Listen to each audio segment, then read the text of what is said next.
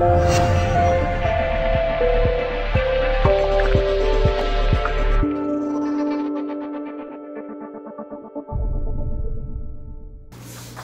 my name is Joel Z. Williams. I am the Poor People's Advocate. Thank you for joining me on yet another installation of these amazing bedbug stories.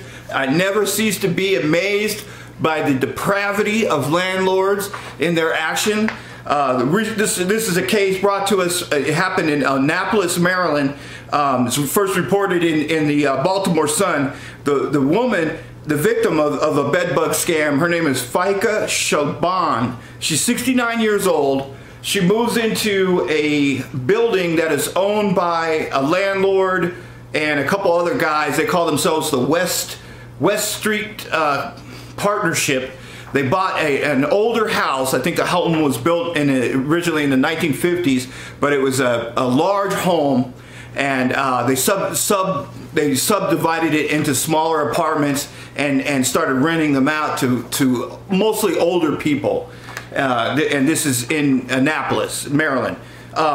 Anyway, this woman, she's 69 years old. Within a couple of days of moving in, she starts noticing that she's got bites and lesions and everything. She moves in September of 2012. She toughs it out. This is a tough woman. She's doesn't know. She's never encountered bedbugs before, never had them before. She bears with them long until she just can't take it anymore.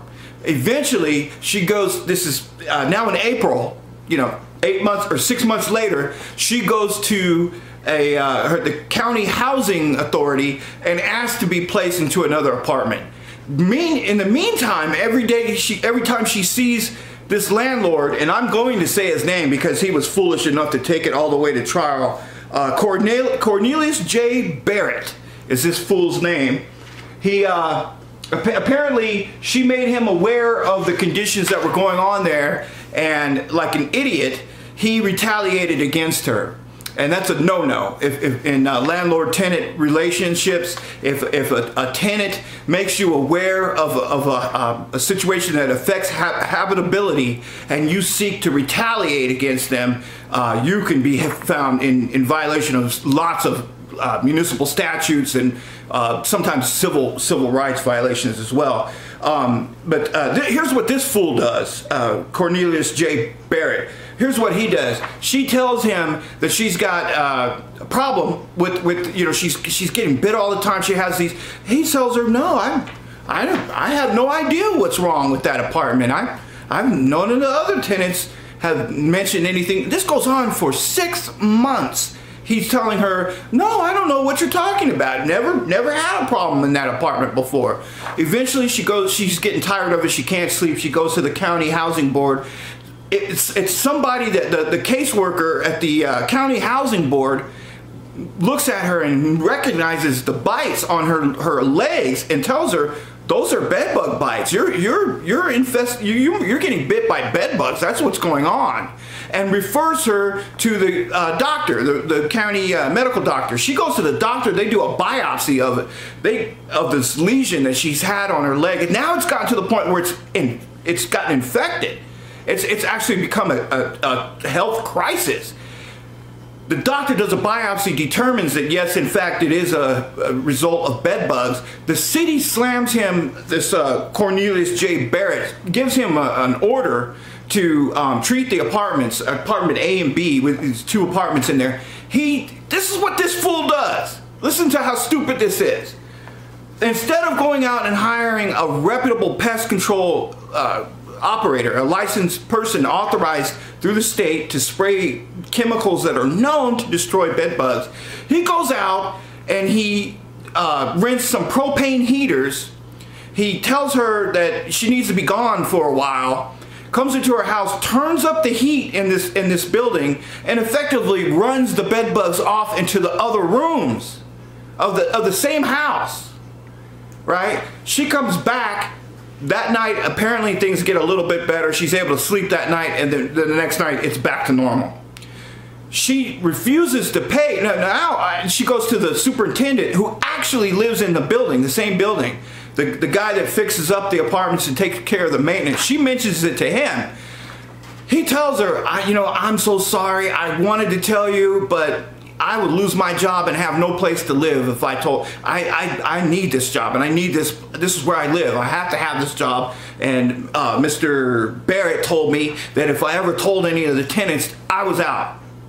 Right? So armed with this information, she says, enough. She finally goes and gets an attorney, and kudos to the attorney that took the case, Daniel W. Whitney of Whitney and Bogus LLP. I can't tell you enough. I get so tired of hearing attorneys that won't take these cases because they're not money makers. And this guy, and let me show you what happened here.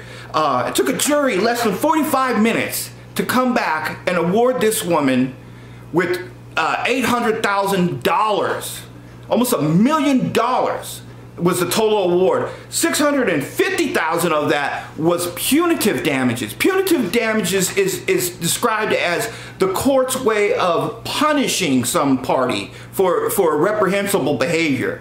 Now this is what he did. Besides being the bonehead and denying, misrepresenting to her for all those months that he didn't know anything about a material defect with affecting the habitability of the apartment,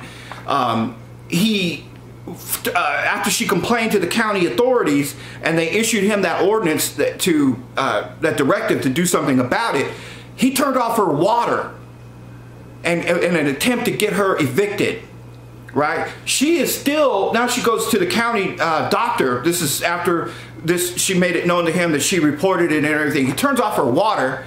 She stops paying rent. She goes, I'm not paying you rent until you fix this problem, until you do what the county told you to do. He takes her belongings and puts them out on the curb while she's at the doctor. She has to take 2 buses. This is a woman who is of limited means.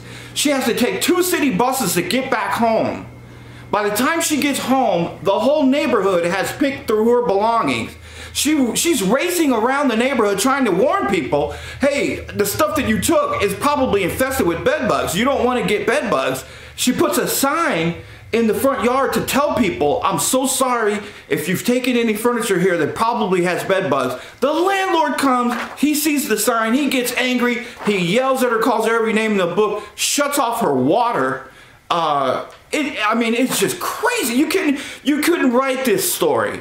Anyway, the jury took it out on this guy. I mean, they dropped the hammer on him. The attorney, Daniel W. Whitney, was only asking for, I think the woman had $250,000 worth of actual damages. This is defined as money that she would need to be restored to the position that she was in before she moved into the apartment. She had her own private business, and I don't know, it was a small business, but all of her means of making income was destroyed when he put all of her junk out on the yard. So they compensated her for that, for her medical expenses, for the pain. So, I mean, this woman lived in this condition for 8.5 months. I had bed bugs for 2.5 months, and it was driving me crazy. Let me tell you something a lot of people don't understand. Things are changing. Juries are understanding now that there is a level of maliciousness that comes with landlords that fail to act responsibly. I will tell you that from having bed bugs I had them for 2.5 months, you lose sleep. You're not able to sleep. And it's the same thing that the government does to terrorists in Guantanamo Bay. They have a terrorist that is not complying, is not answering questions during interrogation. They deprive him of sleep. It's the #1 way of reducing a person's ability to resist. Your lack of sleep, it brings on a psychosis. It'll literally make you crazy. This woman went through 8.5 months of that. And the jury in this county, luckily for her sake, they saw right through this guy's shenanigans and they dropped a boom on him. So kudos to Whitney and Bogus LLP out there in, I guess that's Towson, Maryland. Kudos to that attorney for taking those cases, and to all attorneys that see this film. You know, this concept that you're not going to make money supporting, doing the right thing, this should to convince you otherwise. If you have clients that are coming to you and have a smoking gun, I mean, this case, anyone could have litigated this case and got an award. Certainly didn't anticipate that it would be close to $1 million, but still, take these cases on, and this is going to have twofold. But you know what this is going to do? This is going to tell every other landlord, an award of this size is going to tell every other landlord in that community, hey, bedbugs are not just a nuisance. They're not just like fleas. They're not just like mosquitoes. They will eventually get bigger, and the infestation will get progressively worse until you are not able to sleep. This is not something you can simply tough out and endure. And this is something that you can self-help your way out of using propane heaters and other shenanigans like that. So I hope if you take anything away from this, learn that if you are getting bit, you do not have to suffer quietly. Make it known.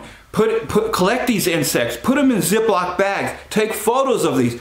Get a letter to your landlord, send it certified mail, put them on notice that you have a problem and you are aware of something, that you're getting bit by something. You don't know what it is, but you want them to send a professional out to investigate that. Thank you. And I appreciate you for showing up for this version. Again, my name is Joel Z. Williams. I am the poor people's advocate. You will recognize me by my white hat, but you will know me by my virtuous ways.